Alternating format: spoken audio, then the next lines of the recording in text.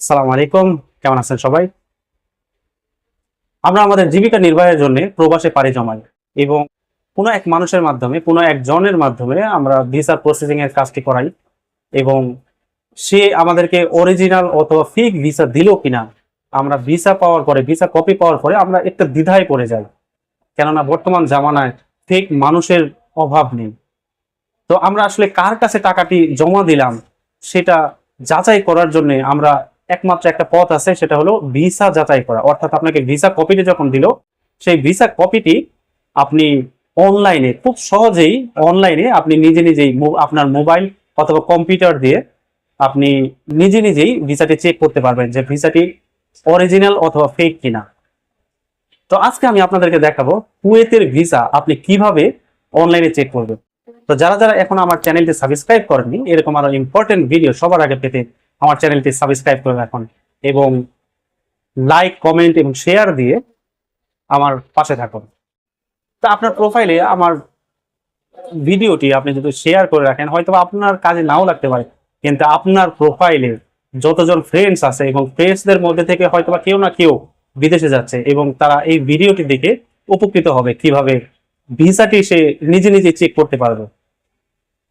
তো চলুন কথা না বাড়িয়ে মূল ভিডিওতে চলে যাই। আপনি আপনার মোবাইল অথবা কম্পিউটারে যে কোনো একটা ব্রাউজার ওপেন করে নিন। আমি কম্পিউটার দিয়ে এটার প্রসেসিংটা দেখাবো এবং কম্পিউটারের এই প্রসেসিংটি আপনি হুবহু মোবাইলেও ইউজ করতে পারবেন।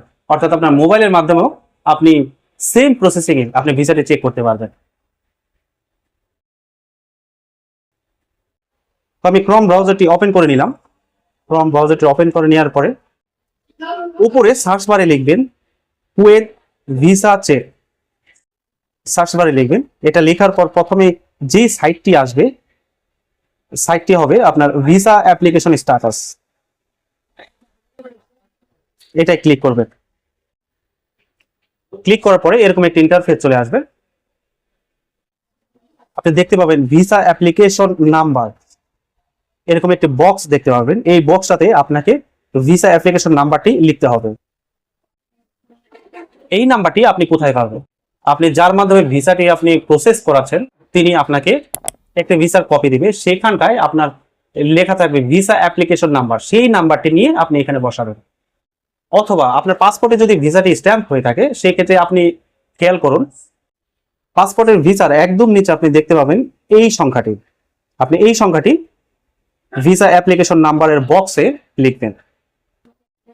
এই সংখ্যাটি বসানোর পরে আপনি নিচে দেখতে পাবেন ক্যাপচার যে সংখ্যাটি থাকবে সেই সংখ্যাগুলো হুবহু আপনি এই বক্সে বসাবেন। আপনার ক্যাপচার সংখ্যাটি আপনার ভিন্ন হতে পারে, এটা আমার মতো হবে না। এটা অর্থাৎ আপনি যতবার আপনি এখানে এই সাইটটিতে ঢুকবেন ক্যাপচারটি ততবারই এটা রিসাইকেল হবে। অর্থাৎ নতুন আরেকটা ক্যাপচার দিবে, নতুন আরেকটা ক্যাপচার দিবে এবং আপনার যে ক্যাপচারটি আসবে ঠিক সেই ক্যাপচারটি হুবহু আপনি এই ক্যাপচা বক্সে আপনি বসাবেন। কেউ আবার আমারটা দেখে বসাবেন না। নিচে দেখতে পাবেন সাবমিট। সাবমিটে ক্লিক করার পরে এই যে দেখতে পাবেন এরকম একটি ইন্টারফেস চলে আসবে। আপনি এখানটায় খেয়াল করুন অ্যাপ্রুভড লেখাটি খেয়াল করুন। অ্যাপ্রুভড মানে আপনার ভিসাটি অরিজিনাল, অর্থাৎ আপনার ভিসাটি অনলাইন হয়েছে এবং আপনার ভিসাটি অরিজিনাল। যদি এটা অরিজিনাল না হতো, যদি ফেক হতো, সেক্ষেত্রে এখানে অ্যাপ্রুভ লেখাটি থাকতো আর ইনভ্যালিড নাম্বার এটা লেখা থাকবে। তো আপনি নিজে প্রতারিত না হয়ে আপনি খুব সহজেই আপনার মোবাইল অথবা কম্পিউটারের মাধ্যমে আমি যে প্রসেসিংটা দেখালাম সেই প্রসেসিং এর মাধ্যমে ভিসাটি চেক করতে পারবেন এবং ভিসাটি চেক করে আপনার যে টাকা পয়সার যে লেনদেনটি সেই লেনদেনটি করা খুব বাঞ্ছনীয় এবং আপনি নিজে উপকৃত হবেন। তো ধন্যবাদ সবাইকে ভিডিওটি দেখার জন্য। আমার ভিডিওটি ভালো লেগে থাকলে ভিডিওটি লাইক, কমেন্ট, শেয়ার দিয়ে পাশে থাকবেন।